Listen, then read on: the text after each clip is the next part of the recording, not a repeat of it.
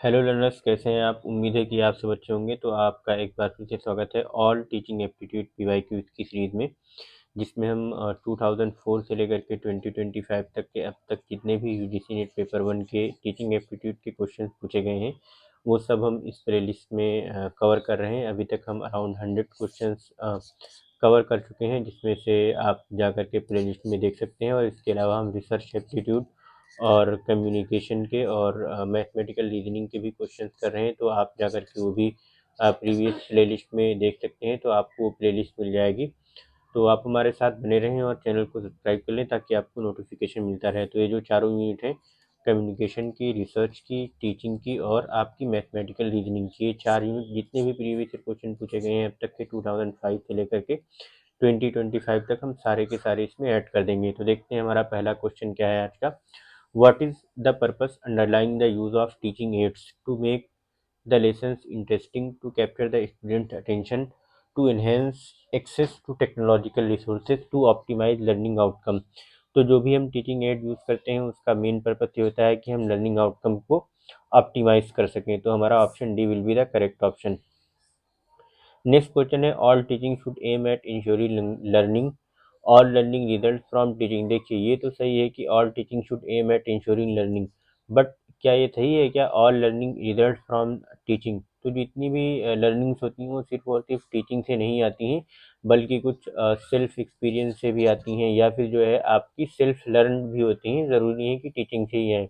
तो आपका जो रीज़न है वो इनकरेक्ट हो जाएगा और असर्शन है वो करेक्ट हो जाएगा। तो आपका जो ऑप्शन सी है, this is A is true and R is false. तो इस तरीके से जो आपका क्वेश्चन 2 है वो आपका जो यहाँ पर है वो सही हो जाएगा। तो आपका ऑप्शन सी करेक्ट है। देखते हैं हमारा नेक्स्ट क्वेश्चन क्या है। नेक्स्ट क्वेश्चन हमारा बहुत अच्छा है। ज़्यादातर इसी तरीके के क्वेश्चन आजकल आ रहे हैं एग्जाम में। From the following list of statement select those which indicate the characteristics and basic requirement of teaching. Teaching implies communication. तो ठीक है, तो टीचिंग में कम्युनिकेशन होता है। Teaching is like selling good. देखिए, टीचिंग जो है इस तरीके से नहीं होता है कि आप गुड्स को सेल करें। तो आप ये देखिए ऑप्शन 2 जिसमें जिसमें हो आप उसको रिमूव कर दें, जैसे ऑप्शन बी नहीं होगा और ऑप्शन डी नहीं होगा, और इसमें यह ऑप्शन सी में 1 नहीं है। तो इस तरीके से आपका ऑप्शन ए, ये एलिमिनेशन टेक्निक होती है, उससे आप सही कर सकते हैं। देख लेते हैं बाकी ऑप्शंस क्या क्या हैं हमारे। Teaching means managing and monitoring. ठीक है, टीचिंग का मतलब ये होता है कि आप मैनेज करते हैं, मॉनिटर करते हैं स्टूडेंट को। Teaching implies influencing others. ठीक है, ये भी करेक्ट है। Teaching requires convincing others. No, इसमें ज़रूरी नहीं है कि आप दूसरों को कन्विंस करें। Teaching there can be no teaching without infrastructural support. ऐसा नहीं है, जब इंफ्रास्ट्रक्चरल सपोर्ट नहीं था दुनिया में तब भी टीचिंग हो रही थी। तो इस तरीके से जो आपका ऑप्शन ए है वो that will be the most accurate. और आपने देखा किस तरह से एलिमिनेशन टेक्निक यूज़ करके हमने इस क्वेश्चन को बड़े आसानी से डिकोड कर लिया था। नेक्स्ट क्वेश्चन है, in the two list given below list 1 provide the list of teaching methods while list 2 indicate the factor helpful in rendering them effective. Match the two list and choose the correct answer from the given code. तो देख लेते हैं हमारे पास कौन कौन से methods हैं। Expository method, investigative method, discussion method and personalised method. Trust and openness in relationship, freedom to choose theme and scope for frank exchange of ideas, creating a challenge to address the problem, systematic step by step presentation, maximizing infrastructural support। तो guys इसका जो right answer होगा वो देख लेते हैं क्या होगा। देखिए, एक्सपोजिटरी मेथड में क्या होता है कि ये एक तरह का systematic step by step presentation होता है इसमें चीज़ों का। तो इस तरीके से आपका ऑप्शन 4 के साथ मैच हो जाएगा। और जो ये इन्वेस्टिगेटिव मेथड है, ये इसमें इन्वेस्टिगेटिव मेथड में क्या होता है कि वी क्रिएट या creating a challenge to address the problem. हम कुछ चैलेंज करते हैं, चैलेंज क्रिएट करते हैं और फिर जो है प्रॉब्लम को एड्रेस करते हैं। तो इस तरीके से आपका ऑप्शन 3 से मैच हो जाएगा। और ये जो डिस्कशन मेथड है इसमें क्या होता है, freedom to choose a theme and scope for frank exchange of idea. Discussion में हम क्या करते हैं कि एक कॉमन टॉपिक चूज़ कर लेते हैं और फिर उस टॉपिक को चूज़ करने के बाद, या हम बोल लीजिए यहाँ पे जैसे थीम दिया हुआ है तो उस थीम को चूज़ करने के बाद उसमें बहुत सारे स्कोप होता है कि हम एक दूसरे के साथ अपने आइडियाज़ को एक्सचेंज करें।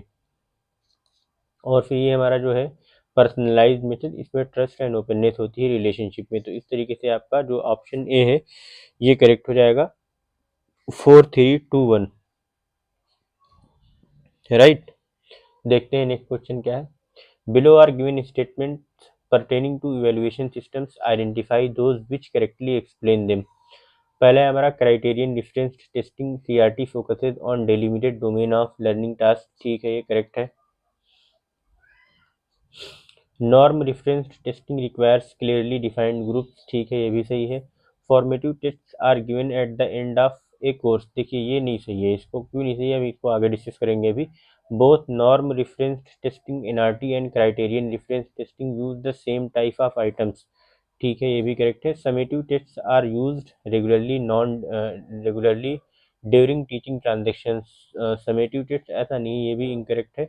तो आपका जो ऑप्शन 3 और 5 जिसमें जिसमें होगा वो इनकरेक्ट हो जाएगा, ऐसे 3 इसमें है और फिर इसमें देखिए 5 इसमें है, 5 इसमें है, तो इस तरीके से जो आपका ऑप्शन बी है वो बचेगा करेक्ट ऑप्शन। और ये जो आपका ये दिया हुआ है 6 वाला mastery test are example of non reference testing, ये भी इनकरेक्ट है आपका। तो देखिए इसमें क्या है, सिंपली इसको बस समझने की ज़रूरत है कि जो आपका क्राइटेरियन डिफरेंस टेस्टिंग होती है CRT, it focuses on delimited या specified domain of learning task, और जो NRT है it requires a clearly defined difference group, और जो NRT और CRT हैं they may use the same type of test item, जैसे डिफरेंस लाइज इन इंटरप्रिटेशन या जो नॉट आइटम्स में होता है। अच्छा, अब देखिए जो इनकरेक्ट स्टेटमेंट्स हैं आपके फॉर्मेटिव टेस्ट, ये जो यहाँ पे दिया हुआ है option 3, formative test are given at the end of a course, formative test at the end of course नहीं होते हैं बल्कि समेटिव टेस्ट होते हैं, और जो फॉर्मेटिव टेस्ट होते हैं वो ड्यूरिंग टीचिंग ट्रांजेक्शन है, यानी पढ़ाते टाइम, स्कूल के टाइम ही, यानी जब क्लास ले रहा होता है कोई टीचर तो उसी टाइम पे क्वेश्चन आंसर्स के थ्रू चेक कर रहा होता है कि बच्चे को आ रहा है नहीं आ रहा है या कहाँ प्रॉब्लम आ रही है। तो ड्यूरिंग टीचिंग प्रोसेस जो है फॉर्मेटिव टेस्ट लिए जाते हैं, और जो समेटिव टेस्ट होते हैं वो एंड ऑफ कोर्स या एंड ऑफ सेमेस्टर पे होते हैं, और जो मास्टरी टेस्ट हैं ये CRT के एग्जाम्पल हैं, NRT के नहीं है। तो इस तरीके से जो आपका ऑप्शन भी है that will be the more accurate.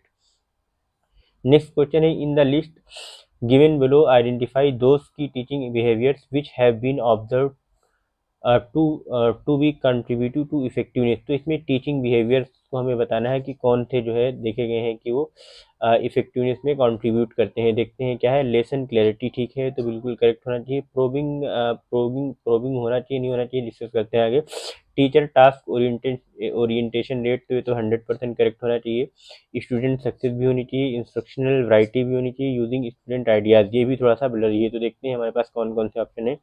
तो इसमें आप देख सकते हैं कि लेसन क्लैरिटी 1 होना चाहिए, तो इस तरीके से आप ऑप्शन बी हटा सकते हैं यहाँ से और ऑप्शन डी भी हटा सकते हैं। और फिर टीचर टास्क ओरिएंटेशन रेट है जो ऑप्शन 3 है आपका, तो इस तरीके से आप ऑप्शन 1 भी हटा सकते हैं। तो इसका जो आपका राइट ऑप्शन हो जाएगा क्वेश्चन 6 का वो सी हो जाएगा। तो इसमें देखिए प्रोबिंग या जो है यूजिंग स्टूडेंट आइडियाज क्यों नहीं होगा, इसको आपको समझने की ज़रूरत है। लेकिन ये पहले आप समझ लें कि लेसन क्लैरिटी क्यों है। लेसन क्लैरिटी में क्या होता है कि it clear the explanation of concept, और जो जब भी हम जो है लेसन्स को क्लियर करते हैं अच्छे से और जितने भी एक्सप्लेनेशन होते हैं उसको अच्छे से समझा देते हैं, तो जो हमारे कंसेप्ट होते हैं वो इन्हेंस हो जाते हैं और अंडरस्टैंडिंग बढ़ती है उससे।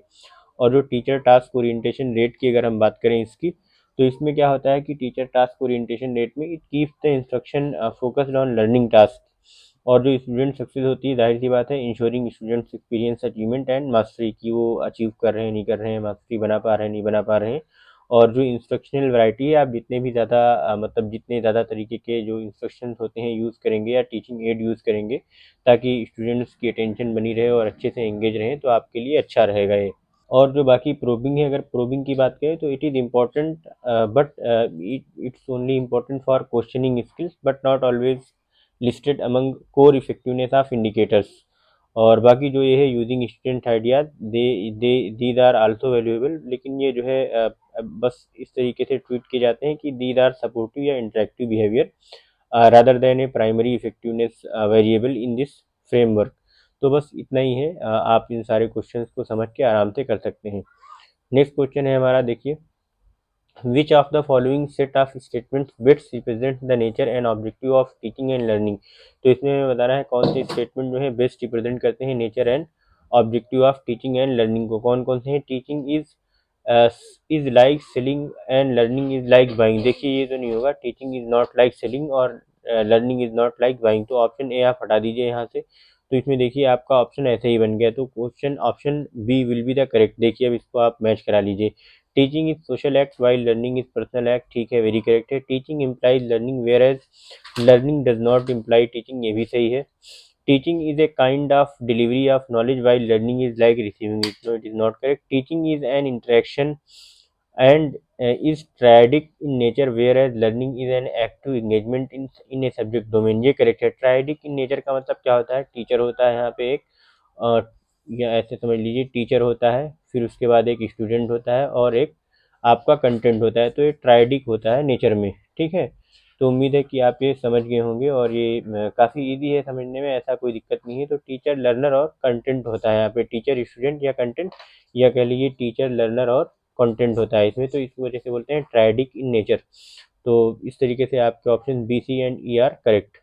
नेक्स्ट क्वेश्चन है हमारा, from the list given below identify the learner characteristics which would facilitate teaching learning system to become effective. देखिए, प्रायर एक्सपीरियंस ऑफ लर्नर, ये तो बहुत इंपॉर्टेंट है, होना चाहिए। तो आपका ऑप्शन ए जिसमें जिसमें है वो आपको सिलेक्ट करना होगा।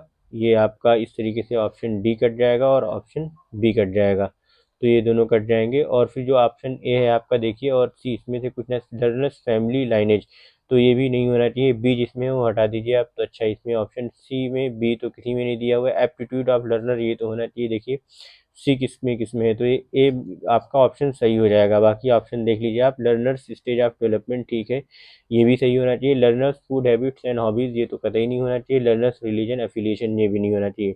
तो इस तरह से आपका क्वेश्चन बन जाएगा A, C and D. Next question है, all teaching implies learning, all teaching implies learning, ठीक है, तो सही है। All teaching implies learning, learning to be useful must be derived from teaching. देखिए अगेन, ये इससे पहले हम इसी वीडियो में एक क्वेश्चन कर चुके हैं कि जितनी भी लर्निंग होती है वो सारी की सारी टीचिंग से नहीं होती है, बल्कि जो कुछ लर्निंग ऐसी होती है जो सेल्फ ओन्ड भी होती हैं, या फिर जो है सेल्फ ओन्ड हो सकती हैं, या कह लीजिए कि वो एक्सपीरियंस से आती हैं, या एक कंसेप्ट होता है लर्निंग बाय डूइंग। तो आपका जो ऑप्शन इसमें हो जाएगा असर्शन, तो आपका करेक्ट है, A is true but R is false. Question 109 का जो आपका ऑप्शन करेक्ट हो जाएगा वो that will be option C. Last question है आज की इस वीडियो का, बहुत अच्छे क्वेश्चन थे आज, देख लीजिए लास्ट क्वेश्चन ये भी है। बहुत इस तरीके से क्वेश्चन आजकल यूजीसी का पैटर्न यही बन गया है।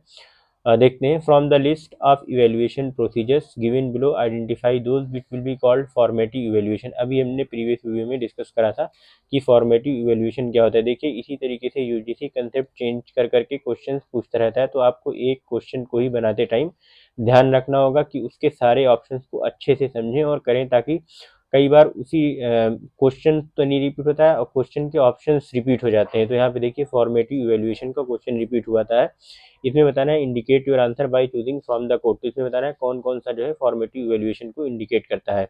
देखते हैं option A, teacher award grade two students after having transacted the course. देखिए क्या ऐसा होता है, नहीं होता है, क्योंकि जो कोर्स ख़त्म होने के बाद जो होता है उसको हम बोलते हैं समेटिव इवेल्युएशन, वो फॉर्मेटिव इवेल्युएशन नहीं होता है, that is it is for summative evaluation. तो ये तो नहीं होगा। तो देखिए ऑप्शन ए आप हटा दीजिए, जिसमें से भी ऑप्शन ए दिया हुआ, तो इस तरीके से आपका जो सी और ए खत्म हो जाएगा। आप देखिए बी और डी में से कुछ होगा। During interaction with students in the classroom the teacher provides corrective feedback, ठीक है, ये तो करेक्ट होना चाहिए। अब देखिए बी किसमें दिया हुआ है, बी दोनों में दिया हुआ है। फिर आगे देखिए, a teacher gives mark to students on a unit test, नहीं ऐसा नहीं है, यूनिट के ख़त्म होने पे नहीं होता है, बल्कि यूनिट चल रही होती है तभी होता है। तो ये ऑप्शन सी भी आप हटा दीजिए, जिसमें भी ऑप्शन सी दिया हुआ हो। तो अब देखिए ये ऑप्शन बी भी आपका कट गया, तो अब आपके पास सिर्फ ऑप्शन डी बचा है। देख लीजिए इसमें क्या क्या है, the teacher clarified the doubt of student in the class itself, very correct, ऐसा ही होता है फॉर्मेटिव इवैल्यूएशन में। फिर नेक्स्ट है आपका, the overall performance of student is reported to parents at every 3 month interval, ठीक है, ये तो नहीं होता है, वो ड्यूरिंग क्लासरूम में भी होता है, टीचिंग लर्निंग के प्रोसेस में ही होता है, ठीक है। तो इसमें ये एवरी 3 मंथ पे या किसी भी 6 मंथ के इंटरवल पे स्पेसिफिक नहीं रिपोर्ट दी जाती है फॉर्मेटिव इवैल्यूएशन में, ये सब पार्ट है समेटिव इवैल्यूएशन का। नेक्स्ट है आपका option F, learners motivation is raised by the teacher through a question answer session, ठीक है, ये थ्रू एक क्वेश्चन आंसर सेशन नहीं होता है पढ़ाते टाइम, कि बच्चों को समझ में आया नहीं आया, कहाँ पे प्रॉब्लम आ रही है, कौन सा कंसेप्ट क्लियर नहीं है। तो इस तरीके से आपका जो ऑप्शन डी है that is for statement B, D and F is correct. तो इस तरीके से आपके आज के 10 बहुत अच्छे क्वेश्चन थे, तो आप इसको अच्छे से प्रैक्टिस कर लेना है, काफ़ी हेल्पफुल रहेंगे। तो लाइक करें, शेयर करें, सब्सक्राइब करें और कमेंट करके बताएं आपको वीडियो कैसी लगी। मिलते हैं नेक्स्ट वीडियो में, तब तक के लिए बाय।